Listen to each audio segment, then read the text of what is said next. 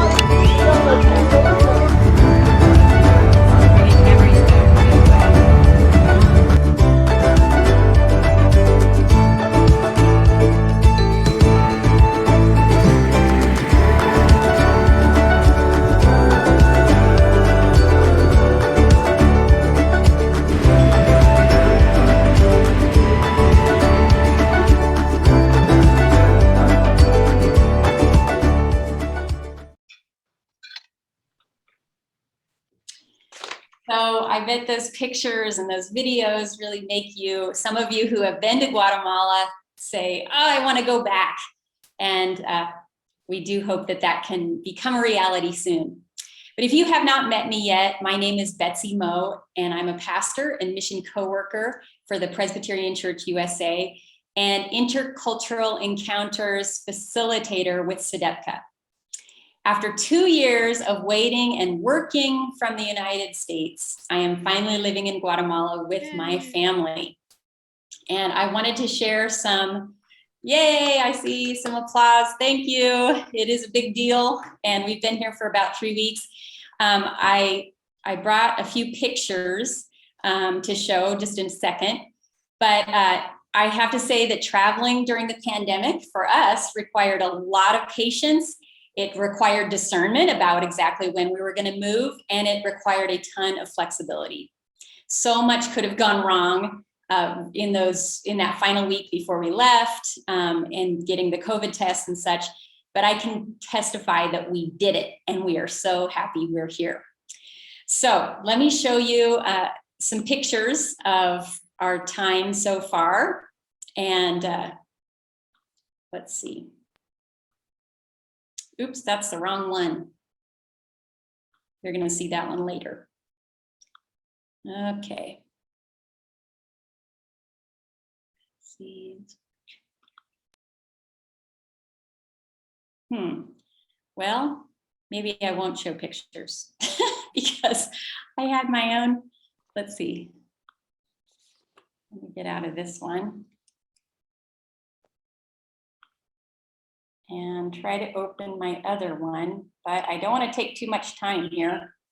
You know how this is.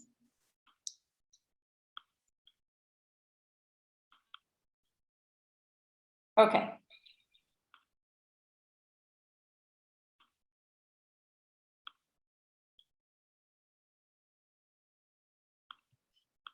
That's it? Yay, okay, got it.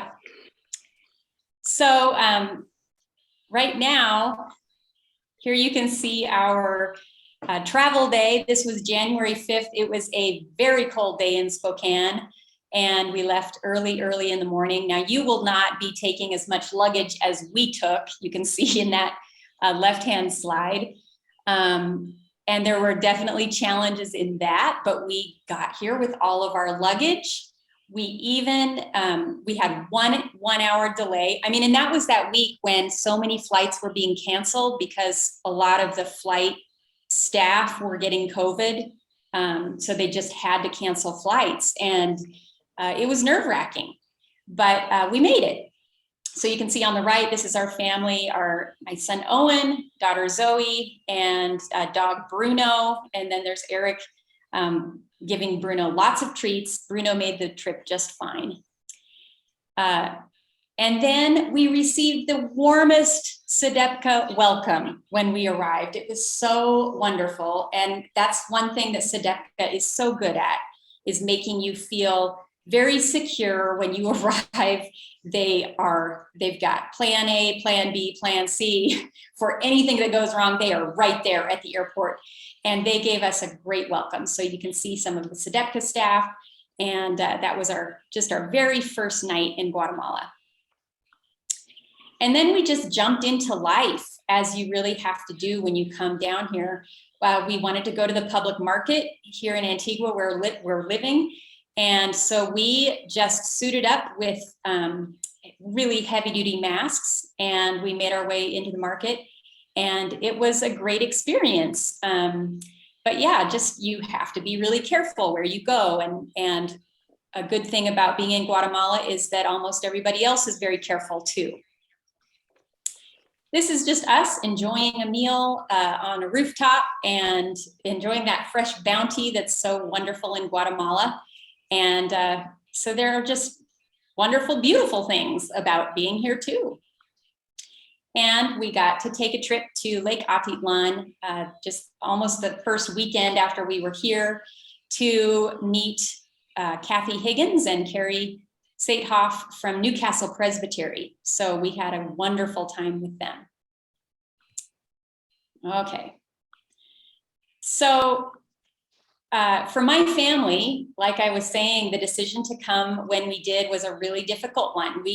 We felt called to this work and we wanted to be here, but we did not want to come if it added strain to Guatemala's health system or if any of our family members were unvaccinated. And so we waited until all of us were fully vaccinated and all who could be boosted were boosted. That's myself and Eric and Owen. Owen actually got his booster shot the very day before we left. Many of you I know are weighing the same kinds of decisions. You want to do what is safe and ethical and COVID responsible, but also you want to honor relationships or partnerships that you have with people in Guatemala. You may be wondering if travel or making travel plans for Guatemala is worth the hassle. And I wanted to share with you one thought that will start us out about why travel matters and why we hope that you keep Guatemala in your minds and hearts until you are able to come. I listened to a presentation just a couple of weeks ago by Rick Steves, the travel guru, who I learned through this presentation is a Lutheran and is very much guided by his Christian faith. He said that when people travel, they are reminded of something of great importance, that we are all God's children. Whether you're born in Iowa or Norway or Guatemala or Zambia, no matter what color your skin is, no matter whether you eat food with your fingers or with chopsticks or a fork, no matter how much money you make, all are beautiful, all are worthy of respect and dignity. We are all part of the same family. And that is what we are reminded of when we travel. Traveling, Rick Steves said, is our chance to get to know the family. And I would say travel is our way to check in on the family, to see how the family is doing. Different groups have different reasons for traveling. Some groups go because they have partnerships with a presbytery or a project that they've been doing for many, many years. Some groups go and they travel with SEDEPCA because they want to learn more about migration or education, climate change, gender issues. These groups want to grow in an awareness so that they will return to the United States and have a renewed sense of purpose there. All of these types of trips help us to get to know the family and get to know how the family is really doing as we face significant challenges together as a global family. One of the difficult things during the pandemic has been separation that families have experienced. Grandparents held off on visits to grandkids. Some of you have stood outside windows to greet family members living in care facilities. This is emotionally excruciating. It has been that kind of time for all of us. Thankfully, with vaccinations, we've been able to move forward and reconnect with family members. And that's what we're feeling like here. We want to move forward into this new phase of COVID-19, into hopefully what becomes an endemic rather than a pandemic. We want to move forward cautiously, but we want to do it deliberately. We want to start nurturing our global family relationships once again. And when the time is right for your group, I hope you will come in person. When you do, you will see what an amazing, hopeful, resilient human family you've been made a part of by the grace of God. So let's just take that in. And even if you are feeling like, boy, I don't know, it might be a couple years before I go to Guatemala again, just to remember that there's this family waiting for you. We're going to go into breakout rooms for about 8 minutes so that you can get to know other people in the family right here on this Zoom call. You'll share your name, say where you're from, and we would like you to talk about a recent time you have ventured out near or far from home. So it can be a trip you took, it can just be something you finally did in your own town that you haven't done in a long time. But what were the joys and challenges of venturing out of your home? So you can speak in alphabetical order by first names. The prompt is there in the chat if I said it in too confusing of a way. But we just want you to enjoy a few other people on this call for about 8 minutes. So you're going to be directed to that breakout room, and we'll see you back. All right, welcome back. I hope that you had a good time sharing together about sharing with your travel companions and you were able to learn together. My name is Nancy Carrera. I'm the program coordinator for the Intercultural Encounters. As we all have witnessed, our context has become complex and the current context changes almost daily. For this reason, I want to share with you about how Guatemala is doing with regards to the pandemic. And here I'm going to share some information. After I make this presentation, my coworker Esvin Sirin will share a short testimonial from his perspective as a group leader during the pandemic. Please save your questions for the end or write them in the chat, and Esvin and I will try to respond to all of them afterwards. So I'm going to be sharing my screen. Just give me 1 minute.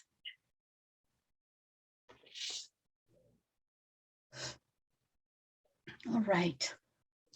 So today I want to share about preparing to travel again, understanding new protocols and regulations in Guatemala.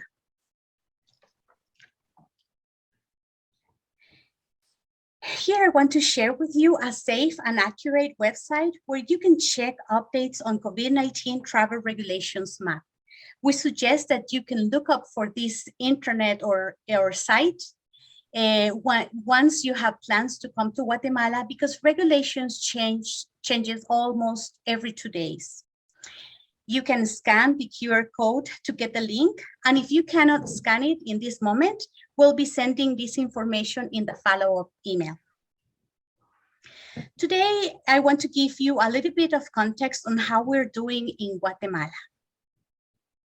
Omicron, as you know, is hitting Guatemala as the rest of the world. It has been rising in the last 5 weeks.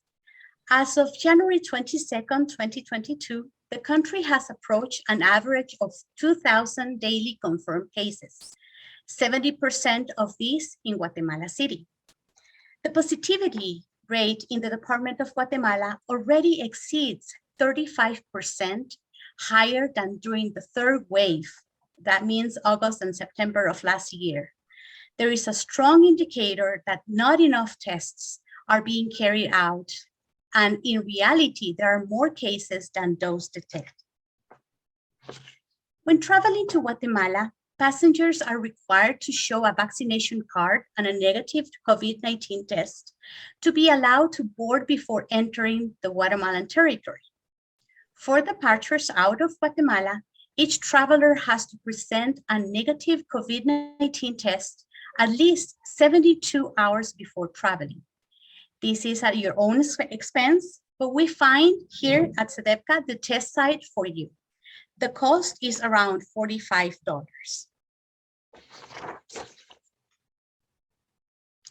By government order, all individuals must wear masks in public spaces, including in grocery stores and on the street, to prevent the further spread of COVID-19 virus or its variants. Here in this slideshow, I want to show new cases per day. For example, we have had 659 new cases. As you can see, numbers are increasing, but we hope that Omicron drops off like it has in other parts of the world. With regards to vaccination in Guatemala, the total doses administered is more than 13 million. 31.2% of the population has been fully vaccinated. All of the CEDEPCA staff has been vaccinated, and many of us have received the booster shot, especially the staff that accompany groups. At CEDEPCA, we also follow the protocols, such as keeping distance, as you can see in the picture, using masks, use of hand sanitizer and temperature monitoring. This also includes the people in our vehicles. The protocols have affected our rates. For that reason, we have updated information and change of rates.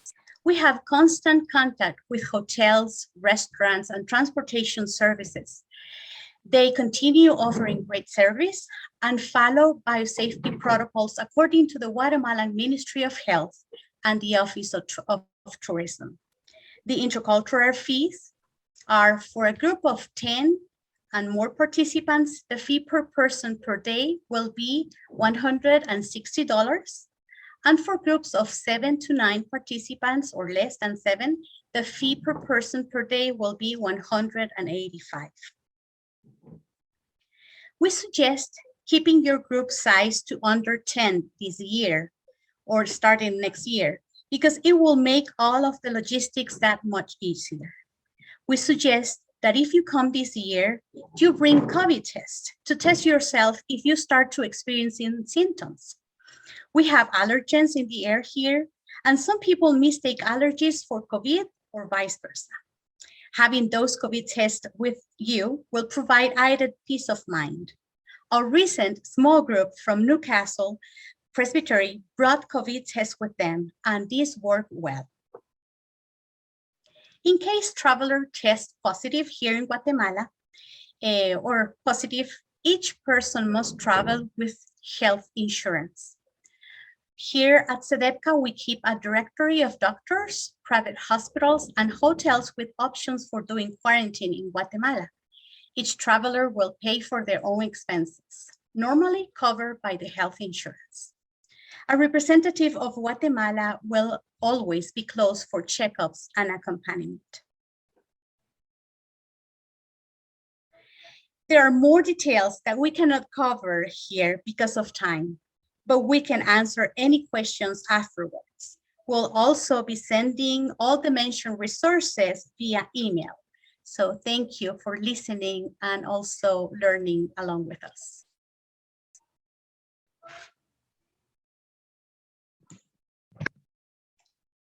Hola, my name is Esvin Sirin, and I am a facilitator for the Intercultural Encounters program. Just 2 weeks ago, Carrie and Kathy from the Newcastle Presbytery and I visited different communities in the Western Highlands of Guatemala, being Xela, San Juan Mustuncalco, San Juan La Laguna, and Chimaltenango. As you may already know, their warm welcome and hospitality of these people, it's always amazing. Of course, they have missed your visits and sent greetings, but as much they would love to receive many groups, they're aware of the situation of the pandemic. Most of the people we visited have received the 2 doses of vaccine and are waiting to get their booster. Most of them were wearing face masks at this time. There was just a few participants as opposed to pre-pandemic times, but when almost a half community shows up to share and learn together. And as you have already seen in some of the pictures, we remain outdoors all the time. We did not go inside the houses and have a cup of coffee or sometimes a treat of chocolate as in the past they would do. But we were able to listen their testimonies, how they have been doing, how they've been coping with the pandemic, and have continued with their projects. It was truly inspiring being among the communities. For Carrie and Kathy, the trip was much more challenging to navigate than in the past. With COVID testing and constant mask wearing, but it was all well worth it to both of them and to the communities. These relationships bring so much hope and light to people. I saw how important it is a small group from North America continue coming or keep coming to Guatemala to let people know that they matter and they're not forgotten. I can testify that our communication and coordination with the organizations we partner with and with the community leaders has been honest and transparent. They are well aware of their risks, and if it is not the appropriate time to visit them, they will openly let us know.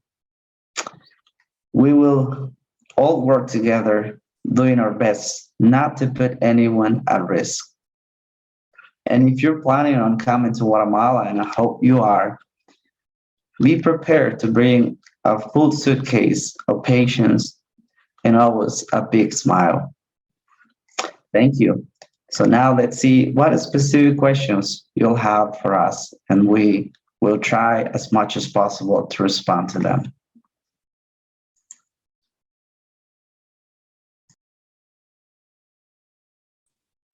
Yes, and these questions can be very specific. You know, you have a type of group in mind that you want to you're thinking of October or something like that, or they can be more general about COVID testing. And yeah, between all of us, we'll try to answer the questions that you bring tonight. Does anyone want to start? Hi, Eric.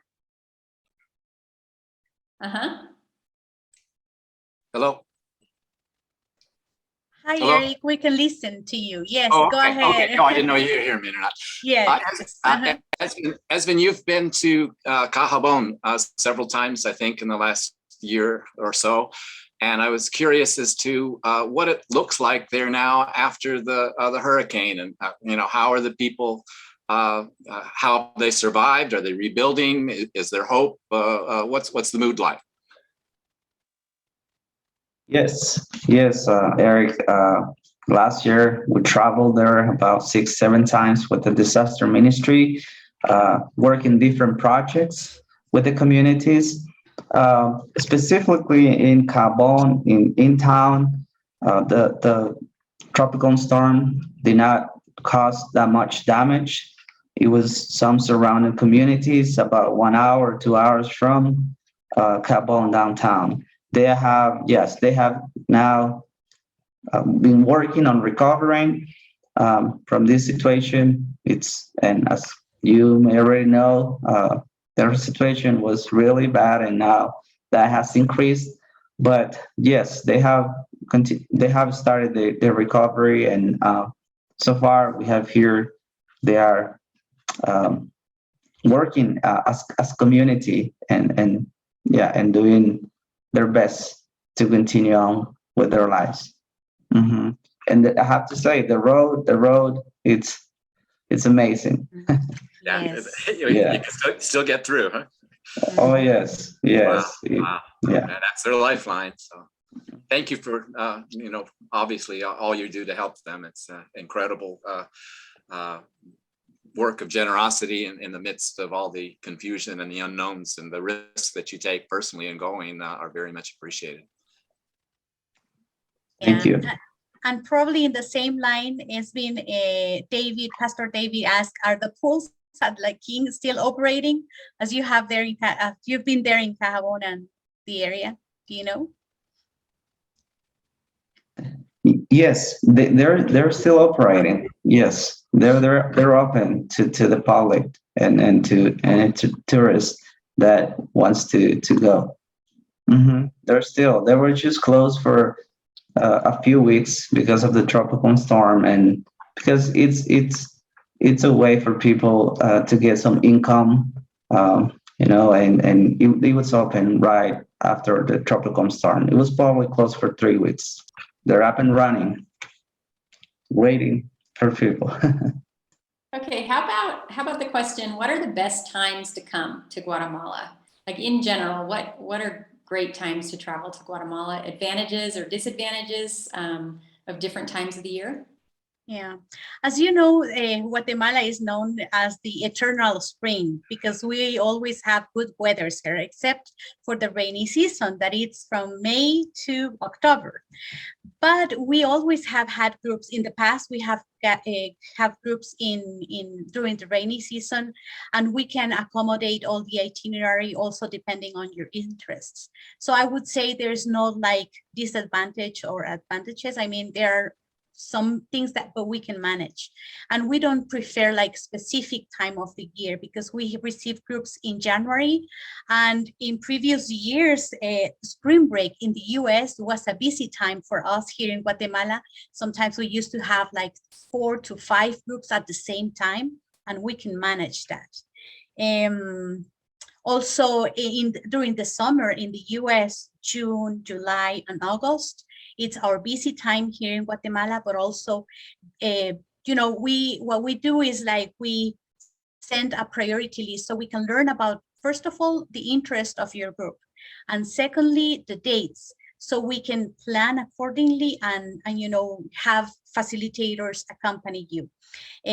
As you know, Betsy will be a facilitator. Sometimes I do travel with groups. Esbin, Rebecca, Judith Castañeda also has visited with some groups. And we have other programs, other staff programs that they also accompany groups. So I think we have all the, how do you say, like their possibilities, and we don't have like a favorite time of the year. I think along the year from January, end of January through November, I think there are good possibilities. This is Joy Wagner from Hamlin and Spokane. And I had a question. I don't know how Omicron, if it varies as a variant from country to country, but are the cases, particularly for vaccinated people, primarily very mild as they tend to be here in the United States? Yes, it's the same. Although it's a variant, it's present in the country, but we have seen that because of the vaccination, that a lot of people has received the vaccine, they can spend the time in their homes and they don't need to be addressed to the hospital. So they are mild symptoms and, how do you say, like fulfill their process and stay at home and do their treatments. They receive like a kit with medications, and also the Ministry of Health is monitoring that when they go to report to the Ministry of Health. So it's control. It's not that our hospitals here in Guatemala are, how do you say, like full of people. No, they are not. They have some cases with people that is not vaccinated, then they need to be in a hospital instead of their home. Okay, thank you. And also, Estin and Judith, if you want to add something else, feel free to do so. Yeah. I want to say that we know some friends or family, and even a couple of staff people from Sedepka had recently tested positive, and thanks God they have been at home with really mild symptoms. So that's the case here too, which is I just really add something. It's Carrie Satoff from Newcastle Presbyterian. I was just down there, and we had canceled I think about 3 trips over the past 18 months trying to get down there. I would just suggest gauging. We use 2 tools. One, we are in direct communication with our partners all the time. We have Zoom communication, Zoom meetings with them every 2 weeks, just trying to feel them out. You can see how they're feeling, how the cases are in the communities.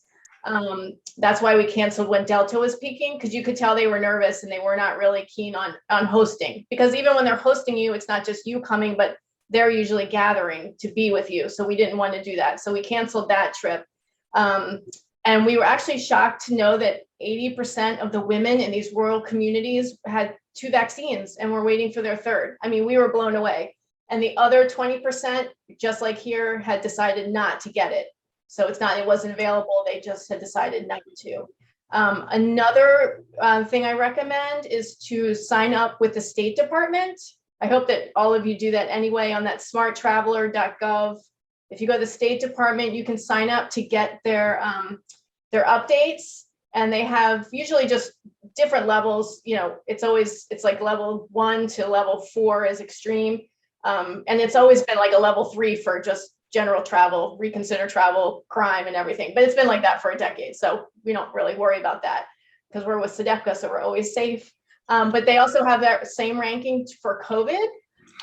And so it's kind of been at a steady 3 for most of the time. When Delta hit, it jumped to a 4. And you've probably seen that in like CNN on the news. They've put a whole bunch of countries just yesterday, level 4, do not travel. So we did kind of take that advice. And back in July, we decided, okay, not the good time to go. But it had dropped to a level 2 in January, the beginning of January. So that's when we kind of snuck in. But it's just nice that you get those automatic emails from the State Department, so you can kind of gauge. And they also have all the requirements, which in Betsy and I were trying to figure out. They were changing daily. Like when is it required to have a test to fly to Guatemala or return? And they kept changing the dates. So that's just a really good resource. But I would just be in touch with your partners, communicate with them, see if they're comfortable having you come. That's what I would suggest. But we had a great time. It was totally worth it. Thank you, Carrie. Yeah, there's that question, how far ahead do we need to plan to come? And that's a good one. It's complicated. From perspective of someone who has planned trips, like to take trips from the United States, you need to give people, like in your church group, time enough to get a passport. So I would say, it seems like if you're putting together a new group, at least 3 months ahead of time, so people have time to get things from that end.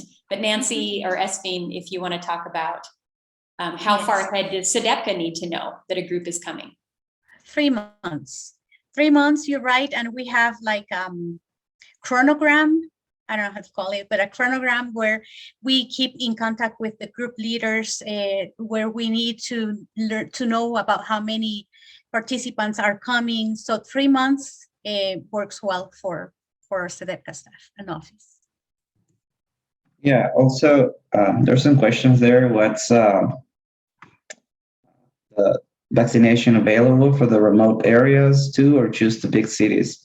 Now the government has started some vaccination campaigns where they go to the communities.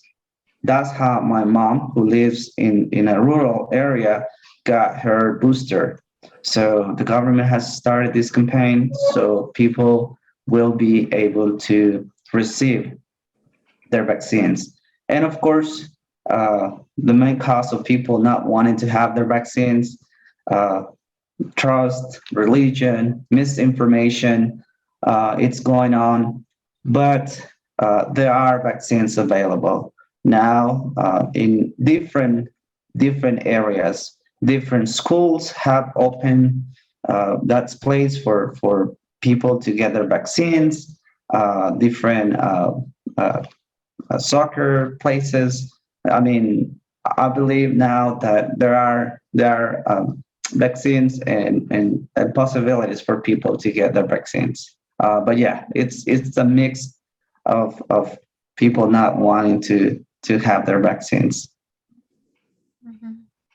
What about group size? Could you talk about address the questions, 2 questions about group size, Nancy? If there is a group larger than 10, is that okay? And if there is a group really small, is that cost effective? I mean, do you kind of need a little more than a certain number to make it worth SEDEPCA's time? Okay, so with bigger groups, as the Presbytery of PIC says, more than 10 people, we can manage that. What we do is that we, instead of having 1 bus, we take 2 buses, and also because we have to follow all the protocols by the Ministry of Health. So we cannot have a big bus like a coaster that, you know, you can have 22 people traveling in one of those big buses. We need to have 2 different buses, and that's why our rates increase a little bit. And we did that study last year. So, and also like an example, on March, we're going to receive a group from Augustana College, and they are going to be 21 students. Ooh. So it's we have done that for the last 10 years, and we hold last year their trip because, you know, of the current context. But this year they have confirmed, and we have been as Carrie said, in constant communication about plans, about possibilities, and about plan B also, because right now in the present time, we have to have a plan B in case there's an emergency or something changes in the context. So we can receive bigger groups, although right now we wouldn't recommend it, but we are ready. I mean, it's like a combination. It's complicated. Yes, we can have bigger groups, and we're going to do that, following the protocols and all the reservations in hotels, transportation, and meals. And with groups or small groups, like 2 to 5, the cost is higher. It's $185 per person, because we, you know, it's like it covers all the expenses just for the group, and our office is ready to do so. So both options are possible right now. Yes, answer some of the questions. Churches are open. Some have decided to continue doing their worships online, uh, but I would say most of them are open. They continue uh, following the protocols, keeping their distance as possible, but they're open. And regarding school, as far as I know, they have started the first semester doing online. Their school is still doing online, not in person, as far as I know. In Yeah, in fact, they started in person like 2 weeks ago. But then they decided to go online because they were facing some cases in schools. So right now they are back online. So it's constantly changing too. Mhm. I know some groups have partnerships with schools or want to learn about education. So that definitely matters to find out, is your school, tell us about what your school needs right now. Yeah. And yeah. Mhm. Yeah, go ahead. Also, yes, I think there was a question there that regarding what is the status of the view in more remote areas such as Chahul? Um, that we don't know. We haven't gone to Cajul, I think, in a few years, but I do remember that Sedepka has gone with groups to Chahul or in that area to work. And yeah, I think we'll be able to go to Chahul. In fact, I feel more um, confident and less risky traveling sometimes to communities, to open area, to the forest than being in the community because of of the open space. But Nancy, you were going to add something else. No, just affirming what you're saying. 4 years ago, we had a Presbyterian church coming to strengthen their partnership with the Presbyterian church here in Guatemala. So we provided this learning and exchanging or having this learning experience. And they traveled to Chahul, they spent time with the community, with the church there, and then they went back to the US. So we're familiar with that. Mhm. There's just a comment here from Carrie about buying travel insurance when you buy your airline tickets. And right now it's a lot easier to get like the next level up. You might be the type that wants to get just the cheapest ticket that's out there. And if you're traveling with a group, you may want to consider going the next level ticket that allows you to make any changes or cancellations. So that's the kind of thing that you can explore. If you're a group leader looking at tickets, there are lots of options that the airlines are giving right now because they know plans change and they don't want to lose all their customers. Outdoor, let's see. Yeah, outdoor restaurants, outdoor seating, choosing hotels. What are the types of places that you would take groups to right now? Okay, so we have some hotels that they are big and open. They have open areas for, the dining area and also like living rooms that they are open and it's safe. And also we used to have when going to a restaurant to sit all together in one big table, for example. But right now in one restaurant, we're planning on having small tables and small groups, eating their meals. And also when we visit our local partners or other organizations, we look for options that they have big buildings and open areas, so it's a safe experience. And so we have a directory, as I said, we have a directory of hotels, restaurants, and also, for example, it says like occupancy. We would recommend single or double rooms, but we are not encouraging triple or more people in one room, because also it is not allowed here in Guatemala because of the Ministry of Health and the government and the tourism office.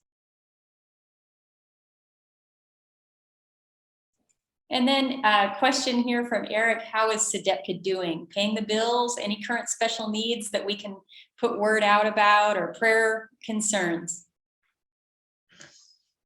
Judith, please. Yeah, well, we are doing well. We are doing well. Looking forward to have a great year this new year. We are concerned about the situation of COVID with some colleagues that got sick this beginning of the year, but they are doing fine right now. And I think we have great plans. We're finishing our reports, and the audit started the final revision today. So no, we're doing fine. I think we're doing great, and lots of plans in the 4 programs, and we hope to share with you as the year comes by some of our projects and needs. You know, in the humanitarian area, we do have a lot of work to do because of the situation in the health area, because of the needs of the people in Guatemala and in Central America. Of course, in the area of women's ministry, we do have a lot of work, especially in the area of addressing violence against women, and in the theological information area. We already started courses and classes, online classes, and we were able last year to reach more people. And one of the things we are addressing also is one of the things has been mentioned about why some people do not want to get their vaccines. And one of the reasons is it's religion, is the beliefs. And some, unfortunately, some of the evangelical churches here have been saying this to people not to get vaccine. So that's part of the theological education work in this past year and this coming year too. And of course, we look forward to see you here. Mm-hmm. Then there was a question about the availability of tests to get out of the country. And I'll say from my perspective, it was a lot easier to get a test. We visited here in October. We got same day results from these tests that we took. Very easy to get tested for travel back to the United States. It was a lot harder to find tests before we left the United States, because a lot of the tests at the time in January, they said, if you don't have symptoms, we're not going to give you a test at Walgreens, at my local Rite Aid. And so we had to find a place where we could just go and pay for tests. So just rest assured, once you get here to Guatemala, it's not hard to find those tests to return to the United States. But depending on the area you live in the United States, it was a challenge, at least when we came 3 weeks ago, to get tested. We need to wrap up there. Oh, first-time travelers. Somebody asked about first-time travelers. Is there concern with first-time visitors? If you haven't been to Guatemala before, should you be worried? Should you only send return guests? Judith's shaking her head. I can't think of a reason why you wouldn't bring a first-timer right now. We love you. We love you here. That's right. So, oh yeah, and somebody says, be sure to sign up with the U.S. Post Office for your 4 free tests. If you come to Guatemala, you can take those with you and have those to test yourself in case you feel any kind of symptoms. So anyway, we need to wrap up. And I just want to thank everybody for coming tonight and for asking such good questions, for being attentive, for being sensitive, humble about future travel. And I do hope that if you have other questions, you do not hesitate to contact us, and we will certainly meet with you, with your group, have a video chat with your group. And we want to, help you in this discernment process of when you're group will come next. So now I'm going to ask Judith Castañeda, SEDEPCA's General Coordinator, to say a few closing words. Okay, buenas noches, todas y todos. Thank you all so much for coming this evening. We at SEDEPCA believe that intercultural encounters transform lives and communities. They are a necessary part of living our call to be one world family, working for the well-being of all. And so I hope that you hear above all that you are invited. We are excited to have you here in Guatemala, and we believe that we are well equipped to welcome you here safely. So come soon.